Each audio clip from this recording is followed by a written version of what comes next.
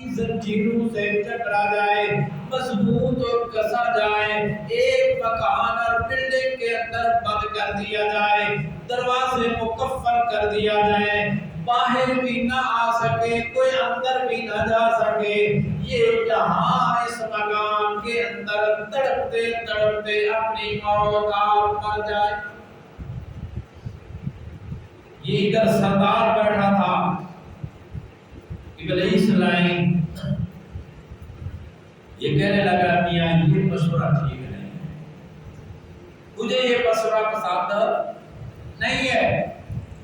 کیوں بھائی ذرا کرو وجہ بتاؤ۔ کہنے لگا اس لیے کہ جب تم اس کو کسی کمرے میں کسی گھر کے اندر بند کر کے جگڑ کر رکھو گے، آخر اس کے ہم نوا ہیں،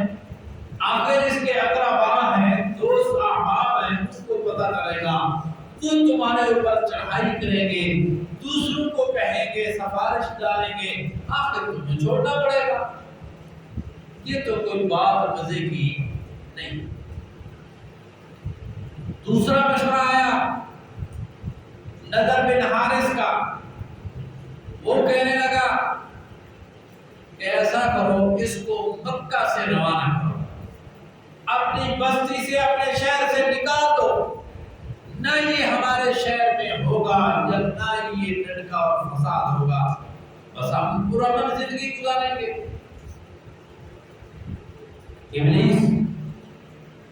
سٹیج کے اوپر بڑی کرسی کے اوپر سردار بن کر بیٹھا ہے، اس سے پوچھا گیا بابا جی تم بتاؤ ایسا ہے مشورہ؟ بابا جی کہنے لگا یہ مشورہ بھی مجھے مزہ نہیں کرتا، یہاں سے نکال دو گے، دوسرے مقام پر یہ ٹھکانہ لگا دے گا، وہاں اس کو مرکز بنائے گا، تمہارے پھر گلے کا پتا بنے گا، تمہارے لیے مصیبت بنے گا، وہاں اپنی فوج تیار کرے گا۔ تیسرا مشورہ آیا قریش میں سے، آپ صلی اللہ علیہ وسلم کے چچے ابو جہل جو شاہ بھی تھا سید بھی تھا، شاہ سے ان کا مشورہ آیا، ابو جہل شاہ کا، یہ مشورہ میرا ہی ہے کہ ایسا کیا جائے سارے مکہ مکرمہ کے جتنے بھی قبائل ہیں، تمام قبائل سے ایک ایک آدمی پہلوان اور جنگجو بندہ لینا چاہیے، اور ان کے ہاتھوں کے اندر تیز دھار تلوار ہونی چاہیے۔ جتنے بھی